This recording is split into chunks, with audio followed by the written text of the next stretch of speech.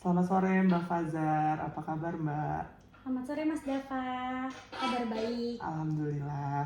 Perkenalkan, nama saya Dava yang akan menemani sesi konseling bersama Mbak pada hari ini. Mbak, apa kabar? Kabar baik hari ini. Alhamdulillah, apa kabar Alhamdulillah. baik. Nah, sebelumnya saya ucapkan terima kasih ya Mbak karena telah bersedia hadir pada sesi konseling kali ini. Sebelum kita mulai, saya ingin menyampaikan beberapa hal penting terkait proses konseling ini. Pada sesi konseling ini, semua informasi yang Mbak sampaikan dalam sesi ini bersifat rahasia. Kemudian sesi ini akan direkam menggunakan audio dan juga video. Jadi saya izin merekam ya Mbak. Namun data tersebut hanya digunakan untuk keperluan pembelajaran dan juga pelaporan tugas praktikum. Setelah tugas ini selesai, seluruh data akan dimusnahkan. Mbak tidak perlu khawatir karena tidak ada informasi yang akan disampaikan kepada pihak luar ataupun umum. Jadi nanti saya izin merekam sesi konseling ini ya Mbak. Ya silahkan boleh Mas Dava. Oke, terima kasih Mbak Fazar.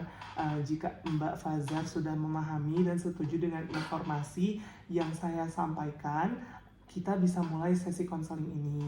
Apakah ada hal yang ingin ditanyakan dahulu sebelum kita memulai sesi konseling ini? Kayaknya nggak sih? Enggak. Oke, berarti Langsung aja. bisa langsung mulai aja ya Mbak. Nah, kira-kira apakah ada hal yang ingin Mbak sampaikan atau didiskusikan bersama saya? Diskusi tentang apa dulu nih? Yang mau Mbak ceritakan atau Mbak bagikan kepada saya gitu, karena sesi konseling ini udah bisa dimulai seperti itu. Oke. Sebenarnya mungkin ini lebih ke sharing session aja ya. Iya. Aku tuh nggak tahu ya sebenarnya ini tuh bentuk dari trauma atau gimana. Aku tuh kurang tahu. Cuma emang kejadian ini tuh berlangsung di tahun 2021, tepatnya bulan Juni. Nah, apa ya, emang cukup sensitif sih ya untuk pembahasannya. Nah, itu tuh aku tuh gini loh, kayak ini tuh tentang ayahku gitu loh, tentang bapakku lah. Bapakku tuh orang yang paling paling aku sayang gitu loh, nggak pernah marah, nggak pernah gimana gitu loh. Kayak kalaupun dia marah dia cuma diem gitu, dan anak-anaknya tuh tahu kalau misalkan dia marah tuh dia diem. Cuma aku nggak tahu kenapa apa motivasi beliau waktu itu adalah suatu kejadian di mana ya pokoknya apa ya, cukup sedih aja gitu loh kalau diceritain. Cuma pas itu tuh bener-bener kondisinya tuh chaos banget, bener-bener berantakan, bener-bener gak bisa kontrol emosi, bener-bener kayak stres gila-gilaan, kayak bener-bener fase yang emang seumur hidup aku tuh kayak kok ngena banget gitu loh. Nah mungkin aku belum bisa cerita detailnya kenapa, tapi tuh emang bener-bener apa ya, shock aja gitu loh kejadian itu tuh ada. Apalagi melihat sesosok bapakku tuh tipe orang yang apa ya, humble lah ke anak-anaknya, welcome kayak gitu. Terus gak pernah marah, gak pernah mukul, emang sebaik itu gitu loh beliau. Cuma kejadian itu kan di bulan Juni atau Juli gitu ya. Terus tuh baru beres banget, bisa beres clear itu kalau nggak salah di bulan September atau Oktober gitu loh. Dan itu emang berlangsungnya cukup lama, hampir ada 4 bulanan gitu. Nah, after 4 bulan itu tuh sebenarnya aku tuh masih belum bisa maafin bapakku. Bener-bener literally yang aku masih kayak apa ya, aku kecewa aja gitu sama sikap dia yang bener-bener begini ya gitu loh. Aku nggak pernah expect. Terus berjalan waktu itu aku kelas 12, itu kan akhir Desember, aku udah mulai harus fokus kuliah. Nah di situ tuh aku bener-bener yang kayak, gue pernah punya pikiran kayak gini, aku tuh nggak butuh ayahku loh kalau nggak perkara duitnya doang. Dia sejahat itu nyakitin aku, nyakitin saudaraku, nyakitin satu keluarga gitu ya. Tapi ya aku nggak bisa hilangin dia gitu loh, karena gue ngerasanya waktu itu kayak apa ya, dia tuh ya aku butuh uangnya gitu, butuh kerja kerasnya, apalagi posisinya aku mau kuliah. Sedenial itu waktu itu masih kayak ya naif gitulah jadi orang. Nah aku tuh nggak tahu ya, aku tuh punya 3 saudara, aku 5 bersaudara, cuma yang cewek tuh 3. Kan apa ya, yang namanya hati kan riskan banget ya, tahu sendiri. Nah dari 3 cewek ini tuh kita tuh punya janji sebenarnya, kayak karena kita sama-sama sakit ya waktu itu kayak, dan posisinya saudara-saudara aku juga bilang kalau misalkan apa sih, kalau ya udah rest gitu loh, nggak bakal ini cowok lagi, bakal fokus gitu loh, sukses kayak gitu. Karena kita pernah di posisi yang emang bener-bener sehancur itu gitu loh, dalam berbagai sektor gitu ya, segi. Nah terus masuklah aku di kuliah, tapi yang aku miss banget tuh di saat kembaran aku dianterin sama saudaraku, keluarga besar aku kuliah di Jogja. Aku cuma dianterin ayahku doang di sini, bapakku udah. Tapi ini kan balik lagi throwback ke Juni-Juli 2021 ya, dimana aku tuh sering banget mimpi. Entah aku mikirin atau enggak, aku tuh mimpi dan bener-bener nyata. Soalnya posisinya waktu kejadian itu tuh aku bener-bener ngamuk, emang bener-bener aku udah nggak punya etika, aku kayak kesetanan banget, omongan kasar semua keluar, aku pegang kepala ya aku gitu, karena kepala bapakku kayak aku maki-maki di situ, dan bapakku cuma diem aja. Dan itu kejadian yang gila, ada sehari setelah itu tuh yang bener-bener chaos, yang sampai beliau tuh milih buat minggat, tau gak sih? Minggat apa sih? Iya pergi gitu lah ya, nggak mau gitu di rumah lah. Terus apa, belum itu malamnya belum pergi, paginya dia ngambil barang terus dia pergi minggat, ada seminggu. Itu tuh bener-bener kejadian yang bener-bener yang kayak lu yang bikin masalah, lu sendiri yang sembunyi tangan mau melarikan diri, nggak bisa anjir kata gua. Kayak enak aja lu udah berbuat kayak begini, terus lu mau seenaknya pergi. Tapi yang kayak aku bilang itu tuh kayak siklus ngulang-ngulang terus. Dan tau gak sih, mimpi-mimpi itu berulang tuh pas aku nggak mikirin, pas aku nggak lagi suasana sedih atau apapun itu, aku tuh ngerasa kayak kok susah ya buat ikhlas. Aku tuh bener-bener yang di fase kalau mimpi aku tuh nangis, bener-bener apa ya, di dalam banget tuh aku nangis. Aku nggak tahu ya, sebenarnya kayak itu tuh luka atau trauma atau apa, aku nggak tahu. Aku tuh aku cerita ke temen aku cerita ke saudara kayak gitu, mereka jawab ikhlas. Coba sekarang yang aku pertanyakan, iya ikhlas, tapi cara ikhlas gimana? Karena emang bener-bener sakit gitu loh. Kalau ditanya sampai sekarang aku udah ikhlas, aku udah maafin bapakku, itu lebih ke siklus sih. Kayak bapakku kan sekarang sakit ya, sakit-sakitan gitu loh. 2 tahun lalu dia kena serangan jantung gitu loh. Tau gak sih, waktu kena serangan jantung tuh pertama kali gue dengar tuh, gue malah karma nih dari Tuhan gitu, dari Allah. Tapi habis itu nangis, takut banget kehilangan. Terus kemarin juga masuk rumah sakit lagi, gulanya tinggi, sakit. Sebenarnya kalau ditanya, takut banget anjir kehilangan gitu loh. Kalau ditanya apa ya, aku tuh lebih takut kehilangan siapa sebenarnya dari ibu sama bapakku tuh. Aku yakin ibuku tuh manusia paling kuat gitu loh. Dia tuh gak gampang sakit, dia tuh aku tuh ngerasa dia bakal sehat seumur hidup gitu loh. Tapi karena bapakku sekarang tuh lagi sering sakit, dan kalau sakit pun sekalinya jatuh masuk rumah sakit inap, itu tuh aku bener-bener yang takut gitu loh. Adalah pikiran udah kemana-mana. Aku kadang mikir, apa karena aku yang belum ikhlas atau gimana sih, aku nggak tahu. Karena jujur aku pun masih bertanya-tanya, ikhlas kayak gimana sih, gimana cara kita tuh buat ikhlas gitu loh.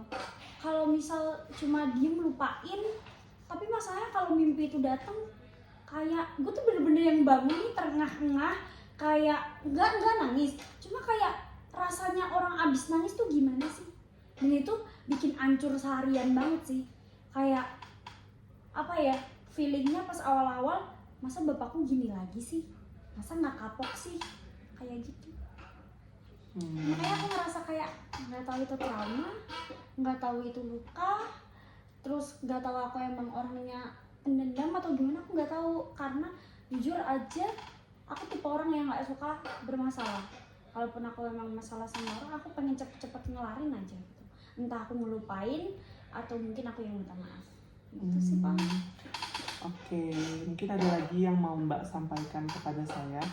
Udah sih Pak. Oke, pertama-tama saya mau ucapin terima kasih banyak ya Mbak udah berbagi cerita tentang hal yang selama ini mungkin Mbak rasakan. Dari cerita Mbak, saya memahami sebuah situasi dan juga kondisi yang memang sulit bagi Mbak gitu. Tadi juga Mbak menyampaikan kepada saya jika Mbak tuh bingung sebenarnya ini trauma atau luka. Kemudian juga sampai terbawa-bawa ke mimpi, lalu juga ada perasaan Mbak tuh pengen tahu cara ikhlas tuh gimana gitu. Nah, biasanya nih Mbak, kan hal ini mungkin sudah berlangsung sangat lama ya. Nah, kalau Mbak lagi merasakan hal tersebut, apa ya yang biasanya Mbak lakukan? Dan biasanya apa yang hal ini tuh yang bikin Mbak makin sulit gitu? Kalau misal aku kan orangnya tipe yang bodo amat gitu ya. Sebenarnya kalau disuruh balik lagi throwback itu ngebahas lagi tentang itu, aku tuh yang masih marah menggebu-gebu gitu loh. Omongan aku masih kasar, kayak refleks keluar kasar, emosi gitu loh. Bener-bener yang kayak aku emosi banget. Terus kalau misal mimpi itu datang, ya sama, aku bawaannya di dalam mimpi itu ya. Aku tuh ngerasa masih yang kayak ngomong kasar banget, terus kayak maki-maki. Ya emang bener-bener kayak 11-12 kayak kejadian waktu itu di 2021 itu. Dan kalau aku ditanya aku ngapain, setiap aku bangun dari mimpi itu kan mimpi ada kali 5 kali kalau nggak salah. Maksudnya kayak ngapain nih, ini mimpi tuh dateng gitu loh. Kayak aku lagi tenang loh, aku lagi gak mau mikirin loh, ngapain lu tiba-tiba dateng gitu loh. Dan hal itu tuh nyakitin gitu loh. Bawaannya kayak kalau misalnya tuh datang, setiap aku ditelepon bapakku, aku langsung nggak mau kontekan dulu. Kayak bangun tidur diem, kayak sebenarnya ada penyesalan kayak gue sebagai anak nih ya ngomong nggak etis, kasar gitu ke orang tua, tapi kelakuan dia juga lebih parah anjing. Kayak bahasanya kayak gitu ya, sampai gimana? Aku tuh kalau misal udah keinget yang dulu gitu tuh ya, nggak punya kontrol, susah banget ngekontrol. Oke. Nah, berarti hal tersebut kan sangat membuat triggering besar ya buat Mbak. Ya, dan itu mengganggu emosi, kemudian mengganggu perasaan dan mood juga gitu. Nah, kira-kira nih ada nggak sih hal yang Mbak lakukan kalau misalkan lagi tiba-tiba ada rasa kesel, terus mimpi itu muncul lagi, rasa kesel itu muncul, dan ada nggak sih hal yang Mbak lakukan untuk bisa mengatasi hal tersebut? Tidur.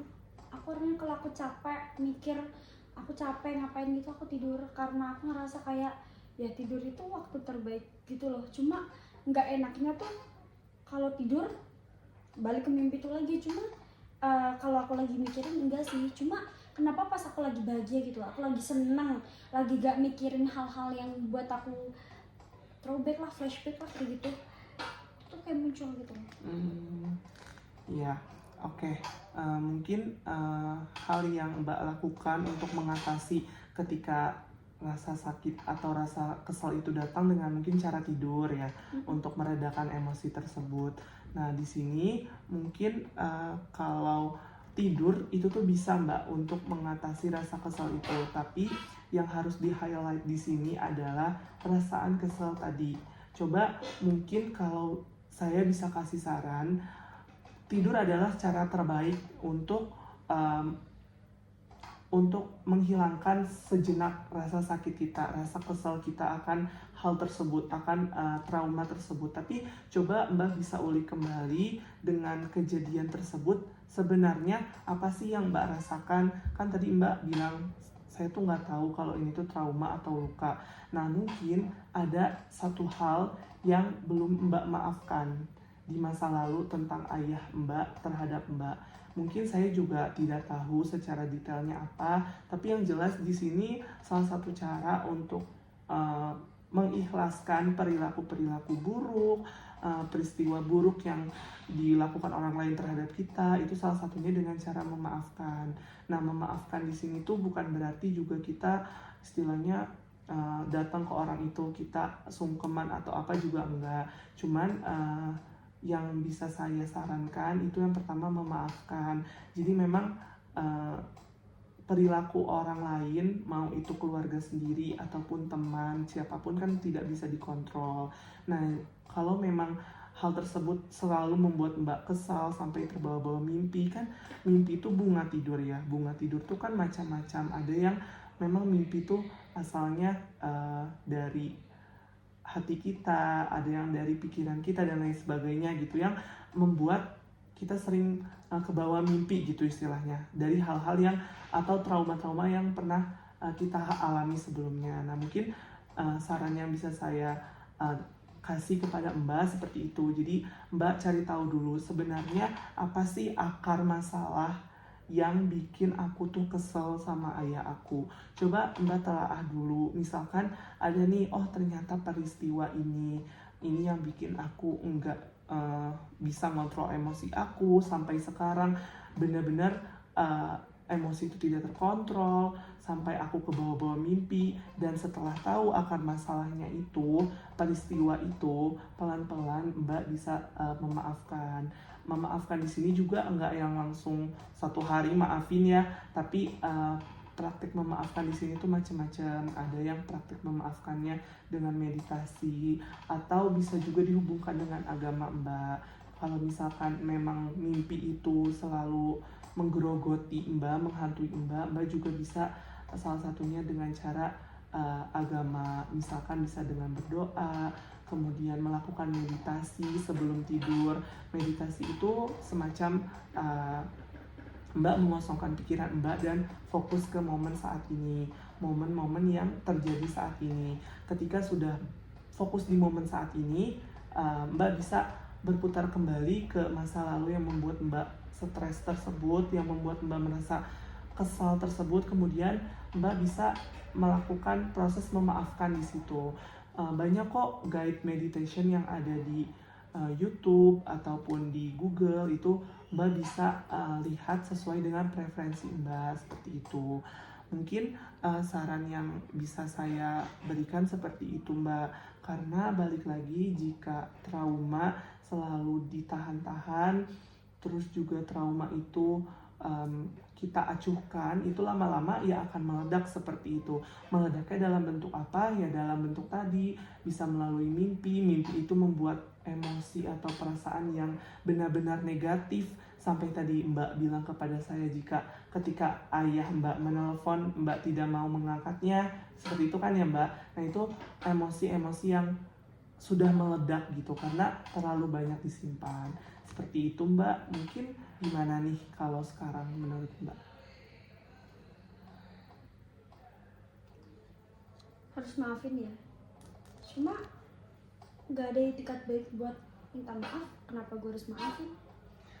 Oke, sebenarnya kalau menurut saya bukan bukan kita yang memaafkan orang itu, tapi kita memaafkan situasi yang terjadi, situasi yang menimpa Mbak, yang dilalui Mbak, yang sangat membuat Mbak sakit hati. Kita maafkan situasi itu. Kan tujuan kita di sini bukan untuk bermaaf-maafan sama orang lain, tapi untuk memaafkan kejadian itu. Supaya apa? Supaya hati kita tidak merasa selalu sakit hati, tidak merasa selalu teringat-ingat sampai ke bawah mimpi, sampai emosi-emosi negatif itu muncul di dalam mimpi tersebut dan mengganggu aktivitas sehari-hari, mood, kemudian juga pola tidur dan lain sebagainya.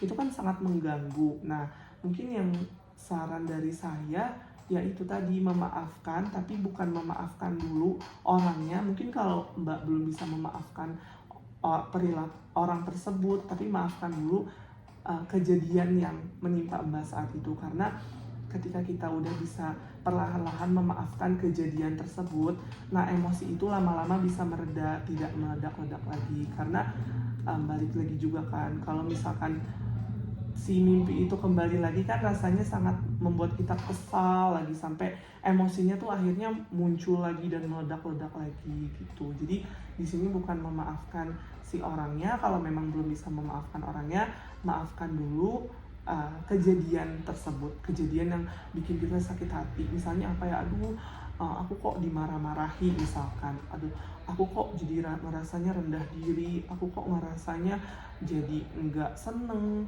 aku ngerasanya jadi marah-marah terus. Nah, maafkan peristiwa yang bikin Mbak kayak gitu. Nanti mungkin setelah beberapa waktu, beberapa lama, Mbak bisa mulai pelan-pelan untuk memaafkan hal-hal yang memperburuk suasana Mbak. Ketika Mbak sudah siap, baru bisa memaafkan orang yang pernah berbuat tidak baik itu. Namun apabila Mbak belum bisa memaafkan orang itu, maafkanlah dulu peristiwa yang membuat Mbak sakit hati tersebut. Seperti itu. Gimana kira-kira Mbak Fazar? Aku baru nemu jawaban itu dari kamu sih. Soalnya aku nanya ke beberapa orang yang mungkin aku percaya ya, yang bisa ngomong dalam lah gitu bahasanya. Aku tuh selalu dibilang kayak ikhlas gitu. Baru kali ini ada yang bilang coba maafin. Karena mungkin dari aku sendiri, aku dinayangnya tuh kayak dia sendiri nggak ngerasa buat minta maaf gitu loh, malah kejadian itu tuh dijadiin lelucon, dan dari hati gue sendiri tuh masih yang kayak apaan sih gitu loh, apaan sih lo ngomong kayak gini, kayak jadi nggak respect gitu loh orang tua ke anak gitu loh ya. Iya. Kalau sekarang sih alhamdulillah, karena apa ya, aku mulai mencoba untuk tenang, aku lepas pelan-pelan gitu loh, karena mungkin kemarin aku masih ngerasa kayak apa ya, menggebu-gebu lah gitu.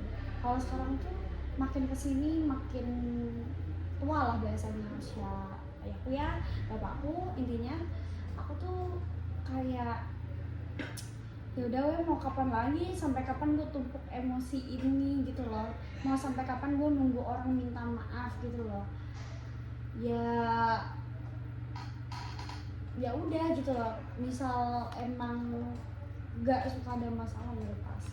Sekarang udah mulai coba lepas, cuma kalau ditanya ya itu masih sering bertanya-tanya aja, ikhlas tuh kayak gimana. Makanya pas Mas Dava bilang ikhlasin, oh I know sekarang sebenarnya maksud apa sih yang aku mau. Iya, jadi menurut POV dari saya, mungkin kalau ikhlas itu lebih ke memaafkan situasinya itu tadi. Jadi perlahan-lahan gitu kita melindungi diri kita sendiri, melindungi hati kita yang memang mungkin sedang rapuh, hati kita sedang tidak baik-baik saja. Salah satu melindunginya ya dengan cara itu, memaafkan memaafkan peristiwa yang terjadi yang membuat hati kita menjadi kesal tersebut. Seperti itu. Mungkin kalau menurut saya sih ikhlas tuh seperti itu, karena kan ikhlas tuh bertahap, gak mungkin ya kita langsung ya udah istilahnya ikhlasin aja langsung gitu, kayak lupain ya. Kan gak segampang itu, orang kan punya proses, orang kan punya memori kan gak mungkin menghilang begitu saja, apalagi kita punya pikiran dan lain sebagainya. Semuanya itu ikhlas tuh menurut saya bertahap gitu, dimulai. Iya betul, jadi mulai dulu dari yang memang paling krusial, yang selalu mengganggu kita, baru setelah itu bisa ke yang lebih advance gitu, yang lebih membutuhkan keikhlasan, tingkat keikhlasan yang lebih tinggi. Seperti itu Mbak. Oke, baik Mbak, mungkin dapat saya simpulkan ya pada konseling kali ini, mungkin Mbak Fazar tuh sedang mengalami trauma atau luka masa lalu yang mungkin berasal dari ayah Mbak, kemudian juga Mbak jadi nggak bisa ngontrol emosi, merasa chaos, terus juga intensitasnya lumayan lama, bahkan mungkin sampai sekarang, yang berujung kepada mimpi dan emosi itu meledak-ledak lagi, dan ya hal tersebut berulang-ulang gitu ya, berulang-ulang dan terjadinya tuh sangat membuat kita kesal gitu.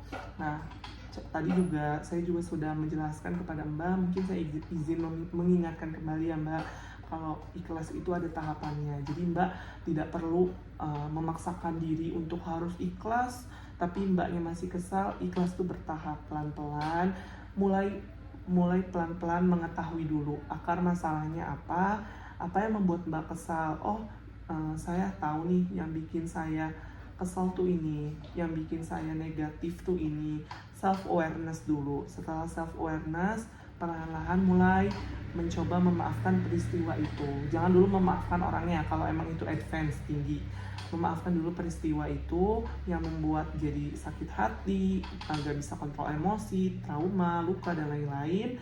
Lalu ketika sudah beberapa lama bisa memaafkan si peristiwa ini, baru bisa memaafkan orangnya. Jadi kan kalau udah bertahap enak ya untuk memaafkan orang itu, untuk ikhlasnya tuh sudah lebih lega gitu.